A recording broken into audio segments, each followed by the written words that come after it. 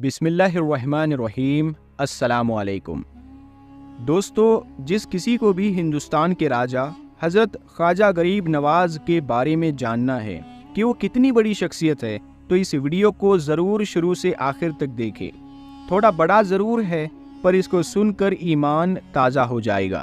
حضرت خواجہ معین الدین چشتی رحمۃ اللہ تعالی علیہ القاب خواجہ غریب نواز عطائے رسول صلی اللہ علیہ وسلم۔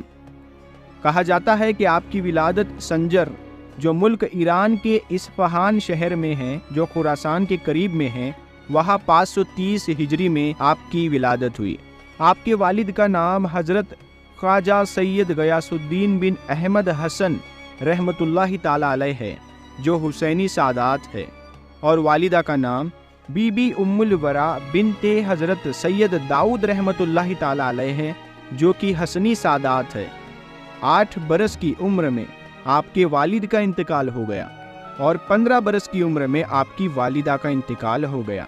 544 ہجری میں ایک بار آپ اپنے پھلوں کے باغیچے میں کام کر رہے تھے، تب حضرت ابراہیم کندوزی نام کے ایک درویش وہاں آئے اور بیٹھے۔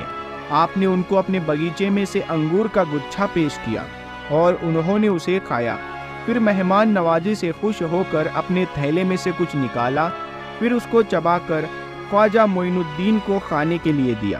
آپ نے خوشی کے ساتھ اس کو کھایا تو ان کے فیض و برکات سے آپ کے لیے علم و حکمت کے دروازے کھل گئے، اور آپ نے اپنا سب کچھ بیچ دیا اور اس رقم کو غریبوں اور محتاجوں کو خیرات کر دیا۔ پھر آپ سمرقند اور بخارا کی طرف علم دین سیکھنے کے لیے روانہ ہو گئے۔ 544 سے 550 ہجری تک آپ وہاں حضرت مولانا حسام الدین اور حضرت مولانا شرف الدین کے پاس علم دین سیکھتے رہے۔ 550 ہجری میں آپ کی ملاقات حضور غوث اعظم رضی اللہ تعالیٰ عنہ سے ہوئی۔ آپ ایک کامل پیر تلاش رہے تھے کہ آپ نے خواجہ عثمان ہارونی رحمۃ اللہ تعالیٰ علیہ کے بارے میں سنا۔ 552 ہجری میں آپ ان کے پاس گئے اور ان کے مرید ہوئے اور عبادت الہی اور خدمت مرشد کرتے رہے۔ ایک بار خواجہ عثمان ہارونی نے آپ سے کہا کہ معین الدین، نیچے دیکھو کیا دکھتا ہے؟ آپ نے نیچے دیکھ کر کہا کہ میں زمین کے اندر دیکھ سکتا ہوں۔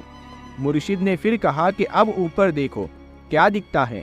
آپ نے اوپر دیکھ کر کہا کہ میں آسمان کے اندر دیکھ سکتا۔ مرشد نے پھر فرمایا کہ میں تمہیں اس سے بھی آگے پہنچانا چاہتا ہوں۔ پھر 22 سال مرشد کی خدمت میں گزارنے کے بعد ایک دن مرشد نے پھر بلا کر اپنی 2 انگلیاں آپ کی دونوں آنکھوں کے بیچ میں رکھی اور پھر فرمایا، معین الدین نیچے دیکھو کیا دکھتا ہے؟ آپ نے نیچے دیکھ کر کہا کہ میں تحت الثری تک دیکھ سکتا ہوں، یعنی 7 طبق زمین کے نیچے تک۔ پھر مرشد نے کہا، اوپر دیکھو کیا دکھائی دیتا ہے؟ آپ نے اوپر دیکھ کر کہا کہ میں عرش اعظم تک دیکھ سکتا ہوں۔ خواجہ عثمان ہارونی نے خوش ہو کر آپ کو خلافت عطا فرمائی۔ ایک بار آپ کے مرشد خواجہ عثمان ہارونی رحمۃ اللہ تعالی علیہ نے اپنے سب مریدوں کو جمع کر کے کہا کہ میں نے تمہیں جو علم سکھایا ہے اس میں کچھ کرامات پیش کرو۔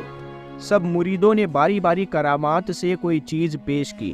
کسی نے سونا، کسی نے چاندی، کسی نے ہیرے جواہرات تو کسی نے دینار و درہم پیش کیے۔ خواجہ معین الدین نے روٹی کے ٹکڑے پیش کیے۔ سب مرید آپ پر ہنسنے لگے۔ اتنے میں دروازے پر ایک سائل نے آواز دی کہ میں کئی دنوں سے بھوکا ہوں، مجھے کھانے کے لیے کچھ دے دو۔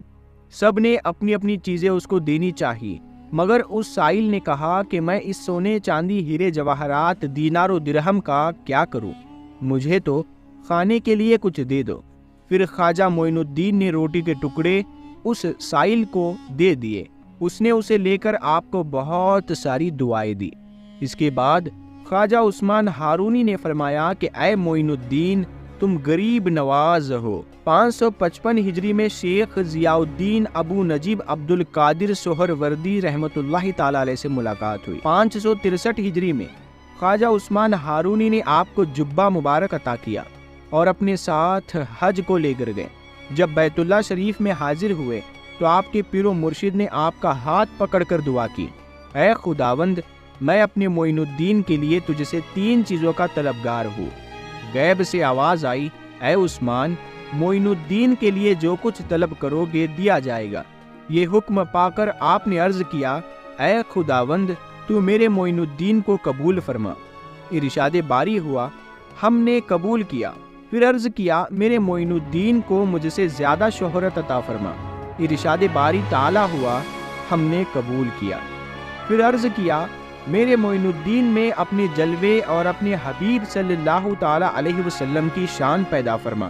ارشاد باری ہوا کہ یہ دعا بھی میں نے قبول کی۔ آخری وقت میں اس دعا کا اس طرح ظہور ہوا کہ آپ کی وصال کے بعد آپ کی پیشانی مبارک پر عربی میں لکھا ہوا تھا، ھذا حبیب اللہ وما طافی حب اللہ، جس کا ترجمہ یہ ہے، یہ اللہ کا حبیب ہے اور اس کا وصال اللہ کی محبت میں ہوا۔ اس کے بعد جب مدینہ شریف پہنچے اور حضور صلی اللہ تعالی علیہ وسلم کو سلام پیش کیا، الصلاۃ والسلام علیک یا رسول اللہ، تو روضہ مبارک سے جواب آیا، وعلیکم السلام یا قطب المشائخ بحر و بر، اور تم پر بھی سلامتی ہو اے زمین اور سمندر کے بزرگوں کے قطب۔ 580 ہجری میں غوث آدم رضی اللہ تعالی عنہ سے دوبارہ ملاقات ہوئی۔ 582 ہجری میں اصفہان میں خواجہ قطب الدین بختیار کاکی کو مرید بنایا اور 585 ہجری میں سمرقند میں ان کو خلافت عطا فرمائی۔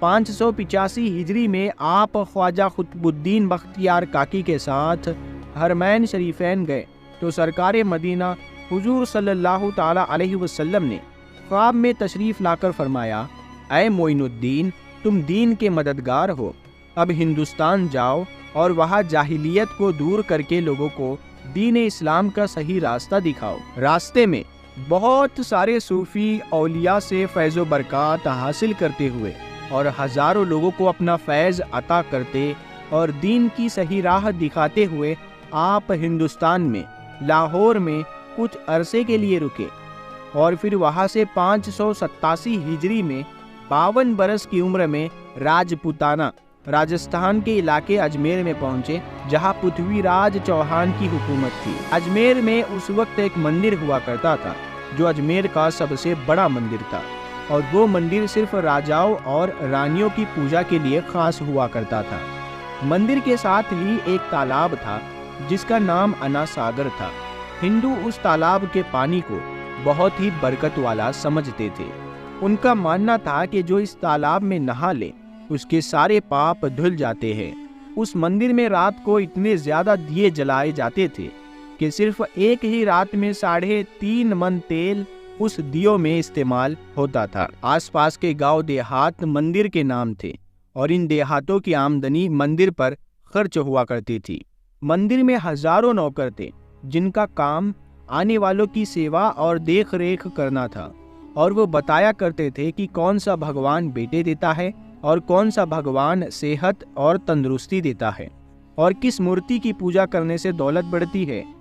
خواجہ غریب نواز رحمۃ اللہ تعالی علیہ وہاں آئے اور انا ساگر سے کچھ دوری پر چٹائی بچھا کر اپنے مریدوں کے ساتھ بیٹھ گئے۔ عصر کا وقت تھا، لہٰذا آپ خواجہ صاحب نے حضرت قطب الدین رحمۃ اللہ تعالی علیہ سے اذان دینے کو کہا۔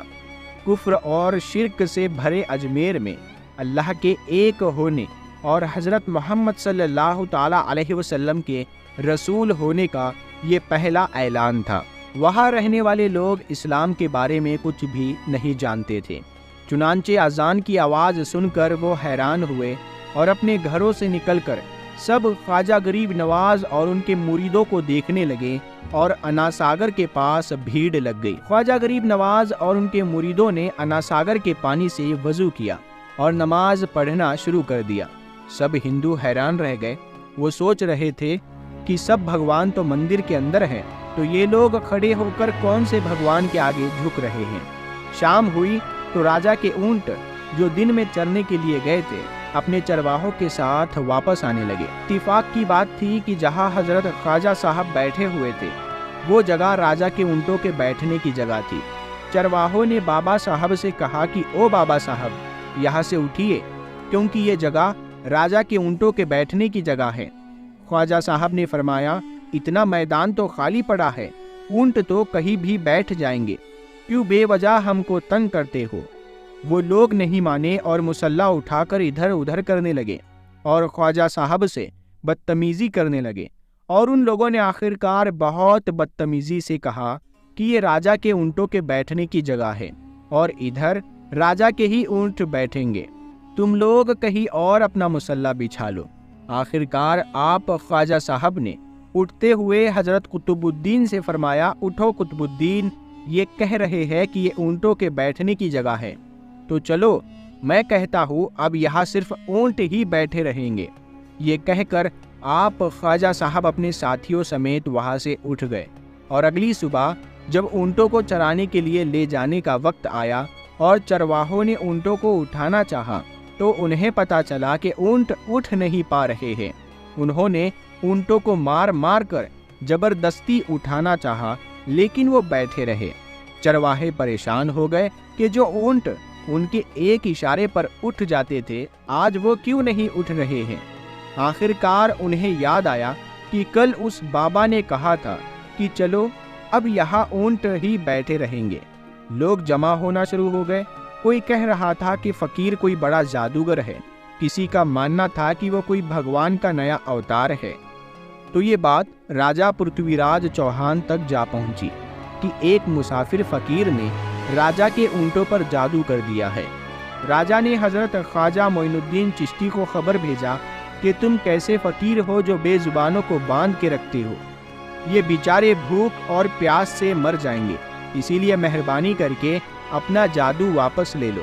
خواجہ صاحب نے فرمایا، ہم مسلمان ہیں اور مسلمان بد دعا نہیں کرتے اور نہ جادو کرتے ہیں، جاؤ اونٹ جس کے حکم سے بیٹھے تھے اسی کے حکم سے کھڑے ہو جائیں گے۔ اب جو جا کر چرواہوں نے اونٹوں کو اٹھایا تو پہلی ہی بار میں وہ اٹھ کھڑے ہو گئے۔ غیر مسلموں کی دلچسپی ان مسافروں میں بڑھنے لگی۔ اب 5 وقت کی اذان ہوتی اور نماز ادا کی جاتی۔ آخرکار راجا تک یہ بات پہنچ گئی اور اس کو شکایت کی گئی کہ راجا صاحب جو فقیر آئے ہوئے ہیں سب کے سب مسلمان ہیں، 5 وقت اذان دیتے ہیں اور ہمارے پوتر تالاب کو ہاتھ منہ دھو کر گندا کرتے ہیں، ہمارے دھرم کے خلاف باتیں بھی کرتے ہیں اور کہتے ہیں کہ یہ مورتیاں پوجنے کے لائق نہیں، یہ تو صرف ایک پتھر ہے، اسی لیے انہیں یہاں سے اٹھا لیا جائے۔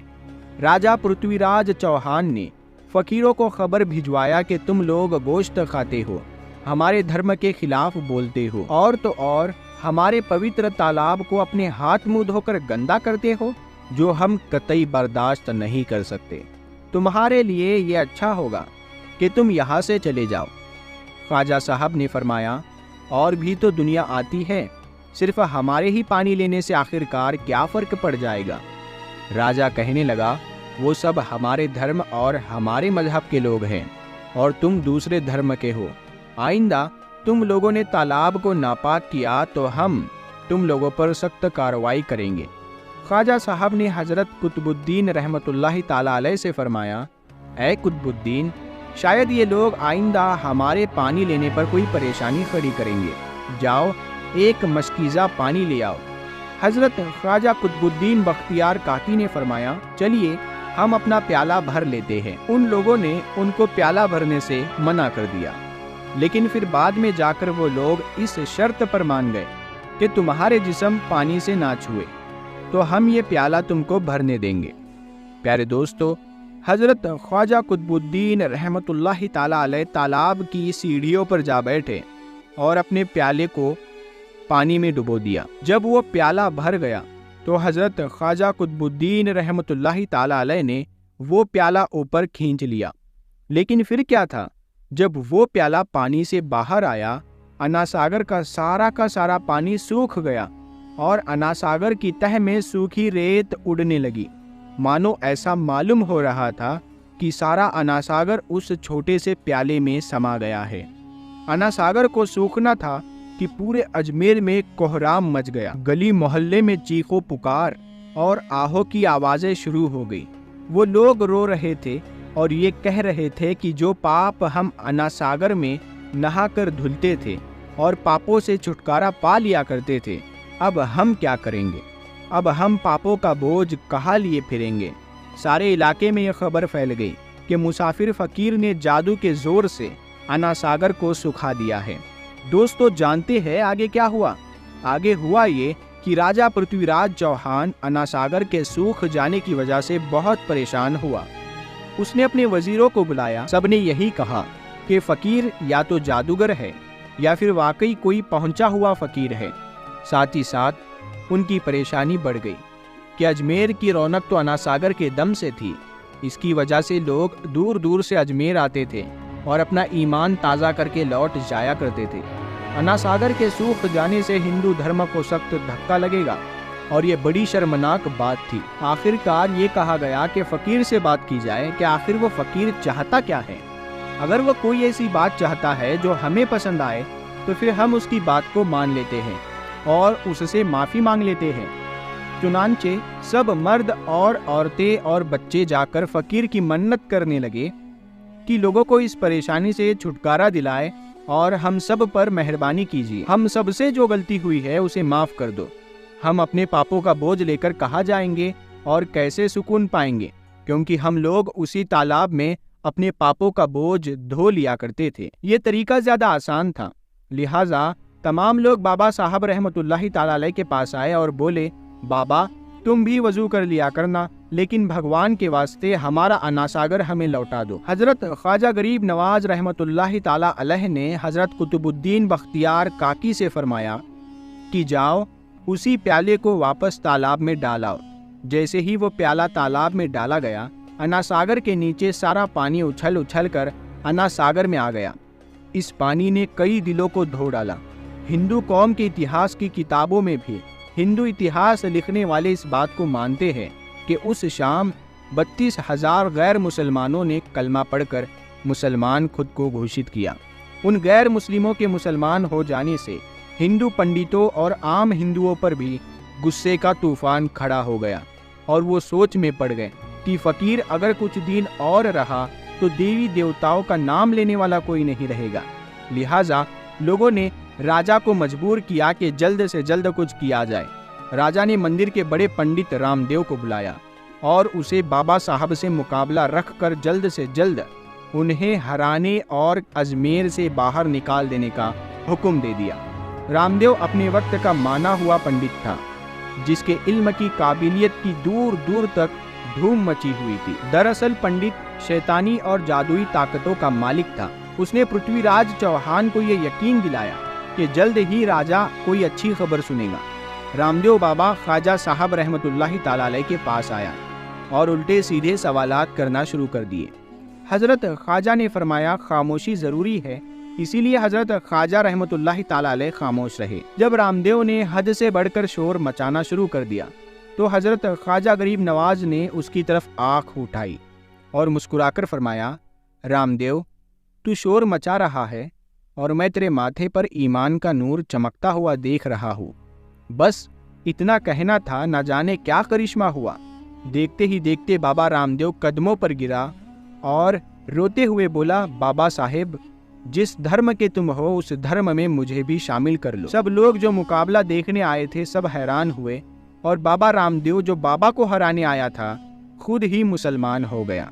इतिहास की किताबें भरी पड़ी है कि हजरत ख्वाजा गरीब नवाज वो इकलौते बुजुर्ग हैं जिन्होंने 90 लाख गैर मुस्लिमों को मुसलमान किया। सदियां बीत गई लेकिन आज भी ख्वाजा गरीब नवाज का डंका वैसे ही बज रहा है। प्यारे दोस्तों, 589 हिजरी में शहाबुद्दीन गौरी आपके मुरीद बने।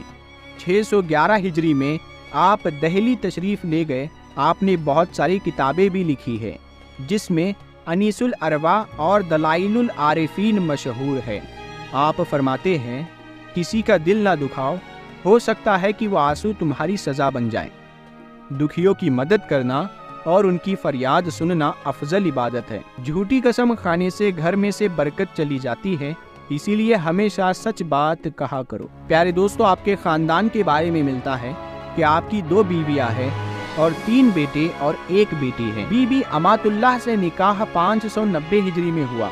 आपके वतन मुबारक से पहले बेटे ख्वाजा फखरुद्दीन, दूसरे बेटे ख्वाजा हिसामुद्दीन और तीसरी बेटी बीबी हाफिजा जमाल रहमतुल्लाह अलैहिया हुए।